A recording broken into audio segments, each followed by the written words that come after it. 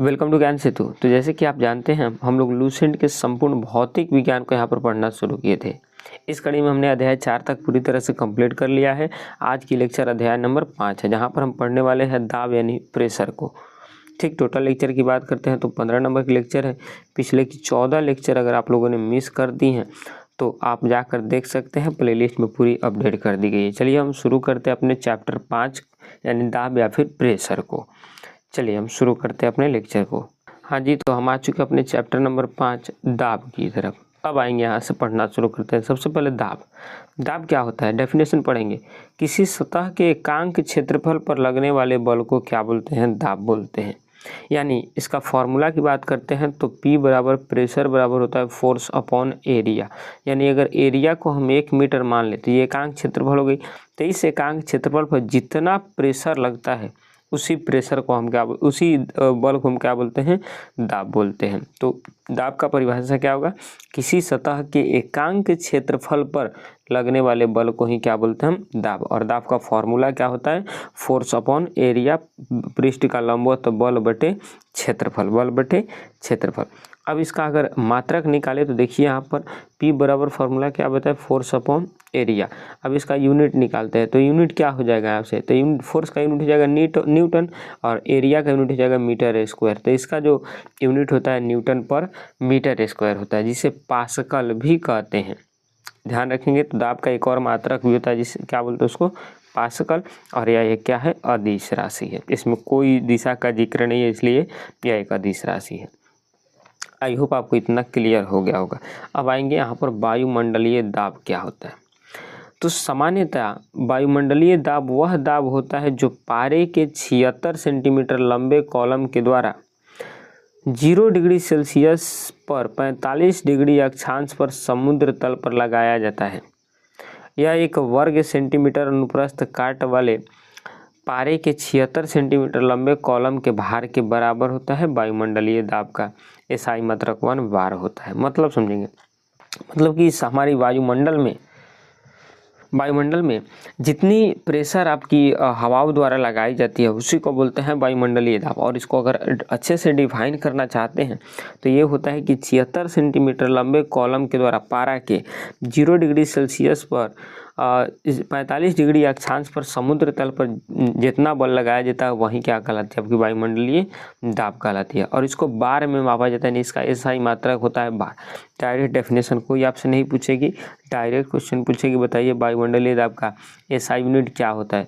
तो वायुमंडलीय दाब का एसआई यूनिट होता है आपका बार। और 1 बार जो होता है 10 के पावर 5 न्यूटन पर मीटर के स्क्वायर के बराबर होता है। तो ध्यान में रखेंगे वायुमंडलीय दाब का एसआई मात्रक, तो इसका वायुमंडलीय दाब का एसआई मात्रक होता है बार। और 1 बार कितना होता है, तो 1 बार इज इक्वल टू 10 के पावर 5 न्यूटन पर मीटर स्क्वायर होता है। ये बात आप ध्यान में रखेंगे। अब आएंगे वायुमंडलीय दाब 10 के पावर 5 न्यूटन पर मीटर स्क्वायर अर्थात 1 बार के बराबर होता है। पृथ्वी की सतह से ऊपर जाने पर वायुमंडलीय दाब कम होता है, जिसके कारण अब क्या क्या होता है, जैसे जैसे हम पृथ्वी से ऊपर जाएंगे वायुमंडलीय दाब प्रेशर क्या होगा, कम होगा। प्रेशर कम होगा तो हवा की मात्रा जाहिर सी बात है कम होगी, और हवा की मात्रा कम होगी तो जितना ऊपर जाएंगे उतना ठंडी पड़ेगी, और ठंडी जब पड़ेगी तो जाहिर सी बात है वहाँ पर सांस लेने में थोड़ी कठिनाई होगी, और सांस लेने में कठिनाई होगी, ऑक्सीजन मिलेगी नहीं, और ऑक्सीजन जब मिलेगी नहीं तो वहाँ पर आग जलाने में बड़ा दिक्कत हो जाएगा। और जब आग जलाने में दिक्कत होगा तो फिर खाना पीना पहाड़ों के ऊपर नहीं बन पाएगी। आई होप आपको ये चीज़ें क्लियर हो गई हैं। तो पहाड़ों पर खाना बनाने में काफ़ी कठिनाई होती है। वायुयान में बैठे यात्री फाउंटेन पेन से स्याही रिस जाता है, क्योंकि वायुमंडलीय प्रेशर क्या हो गई है, पूरी की पूरी कम हो गई है। तो जो बॉल पेन होता है इंक वाला, वो इंक वाले पेन क्या होती है बाहर, उसमें से इंक निकल जाती है। तो आई होप आपको ये वायुमंडलीय दाब अच्छे से समझ में आया होगा। चलिए हम नेक्स्ट कॉन्सेप्ट की तरफ बढ़ते हैं। ध्यान देंगे यहाँ पर वायुमंडलीय दाब को बैरोमीटर से मापा जाता है। ध्यान में रखेंगे, इसकी सहायता से मौसम संबंधी पूर्वानुमान भी लगाया जा सकता है। तो अब तक वायुमंडलीय दाब से हम क्या जाने कि वायुमंडलीय दाब का एसआई मात्रा क्या होता है, बार होता है। 1 बार कितना होता है, 10 के पावर 5 न्यूटन मीटर स्क्वायर के बराबर होता है। जितना हम ऊपर जाते हैं पृथ्वी के उतना ही प्रेशर कम होती जाती है। और वायुमंडलीय दाब को बैरोमीटर से भी क्या किया जाता है, मापा जाता है। इसके बाद बैरोमीटर का पाठ्यांक जब एकाएक नीचे गिरता है तो आंधी आने की संभावना होती है। जो भी ये बैरोमीटर होता है, मान लीजिए लगा दिए हैं, अगर इसका जो पाठ्यांक है एकाएक नीचे गिर रही है, दैट मीन्स कि आंधी आने वाली है।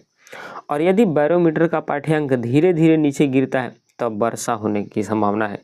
और यदि बैरोमीटर का पाठ्यांक जब धीरे धीरे ऊपर चढ़ता है तो दिन साफ रहने की संभावना है। तो 3 कंडीशन होती है बैरोमीटर में।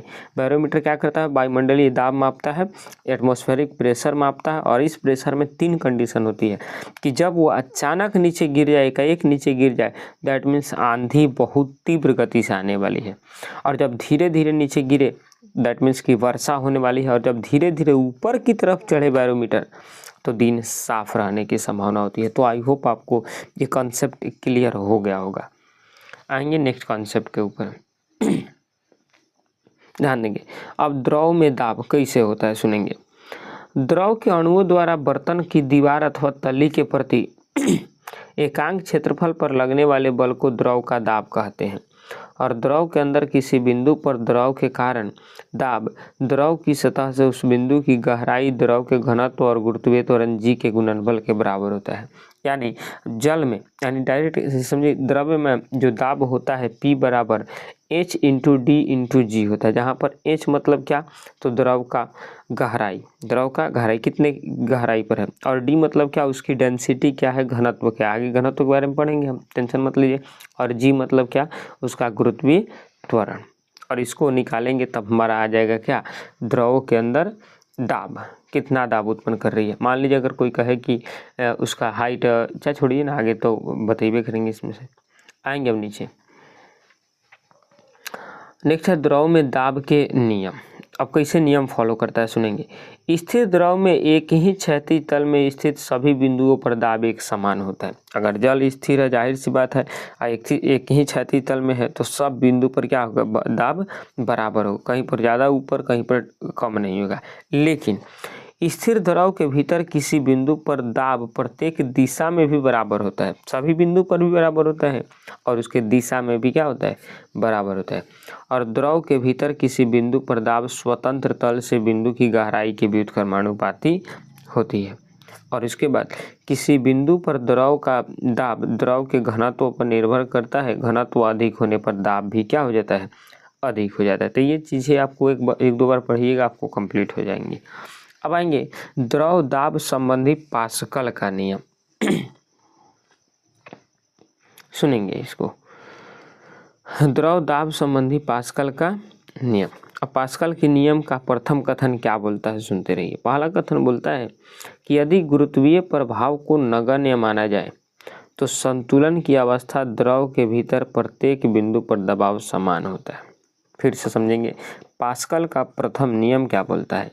ये बोलता है कि यदि गुरुत्वीय प्रभाव को नगण्य माना जाए, मान लिया जाए कोई गुरुत्वीय प्रभाव नहीं है, तो उस कंडीशन में संतुलन की अवस्था में द्रव के भीतर प्रत्येक बिंदु पर दबाव समान होता है।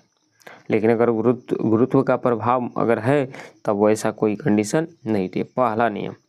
दूसरा नियम बोलता है क्या कि किसी बर्तन में बंद द्रव के किसी भाग पर आरोपित बल द्रव द्वारा सभी दिशाओं में समान परिमाण में संचारित कर दिया जाता है। मतलब कि किसी अगर बंद बर्तन में आप दबाव लगा रहे हैं, उसमें द्रव है, तो क्या हो जाएगा? उसका दबाव को सभी दिशा में समान रूप से दे देगा वो। तो ये दूसरा नियम था। और तीसरा नियम क्या बोलता है पास्कल के अनुसार। अब पास्कल के नियम पर आधारित कुछ यंत्र देखिए, 2 ही नियम है। अब इसके पर आधारित कुछ यंत्र देखिए, जैसे हाइड्रोलिक लिफ्ट का आप देखे होंगे, हाइड्रोलिक प्रेशर का नाम सुने होंगे, हाइड्रोलिक ब्रेक, ये सब इसी के कंडीशन पर कार्य करती है। तो आई होप आपको इतनी चीज़ें क्लियर हुई। अब सुनेंगे,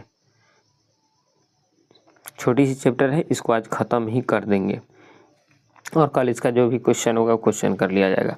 अब गलनांक एवं क्वथनांक का दाब पर क्या प्रभाव होता है। गलनांक पर पहले प्रभाव सुनेंगे। गर्म करने पर जिन पदार्थों का आयतन बढ़ता है, दाब बढ़ाने पर उनका गलनांक भी बढ़ जाता है। जैसे मोम, घी, गर्म करेंगे तो जाहिर सी बात है उनका गलनांक क्या हो जाएगा, आयतन क्या हो जाएगा? बढ़ जाएगा। और दाब बढ़ाने पर उनका गलनांक क्या हो जाएगा? कम हो जाएगा वापस से। दूसरा नियम, गर्म करने पर जिन पदार्थों का आयतन घट जाता है, दाब बढ़ाने पर उनका गलनांक भी कम हो। जैसे बर्फ गर्म करेंगे तो आयतन क्या हो जाएगा, ऑटोमेटिक घट जाएगा, और जब घट जाएगा तो गलनांक भी क्या हो जाएगा, कम हो जाएगा। तो जैसे बर्फ हो गया, बिस्मत हो गया, ढलवा लोहा हो गया, ये सब उदाहरण होता है। और क्वथनांक पर क्या प्रभाव पड़ता है, तो सभी द्रव का क्वथनांक दाब बढ़ाने पर क्या हो जाता है, बढ़ जाता है। तो बस ये इतना छोटा सा ही कॉन्सेप्ट थी आपकी इस चैप्टर की। तो आई होप आपको ये चैप्टर क्लियर हो गया होगा। सोच रहा है कि ना होगा तो इसी में आपको हम ऑब्जेक्टिव करा दें जो इससे पूछा है, देखते हैं कोई क्या होता है। कोई बात नहीं, कल इसका हम ऑब्जेक्टिव कर लेंगे या फिर अगले चैप्टर शुरू कर देंगे और दोनों का ऑब्जेक्टिव एक साथ कर लेंगे। ये भी एक छोटा सा चैप्टर है, प्लॉवन, देख लेते हैं कितना बड़ा है, बस छोटा सा था। ये हो सकता है कि कल इस चैप्टर को इसमें ख़त्म करके और दोनों को साथ साथ हम ऑब्जेक्टिव करा दें। तो देखेंगे कल क्या होता है, ठीक है। तो मिलते हैं नेक्स्ट लेक्चर में, तब तक के लिए जय हिंद, जय भारत।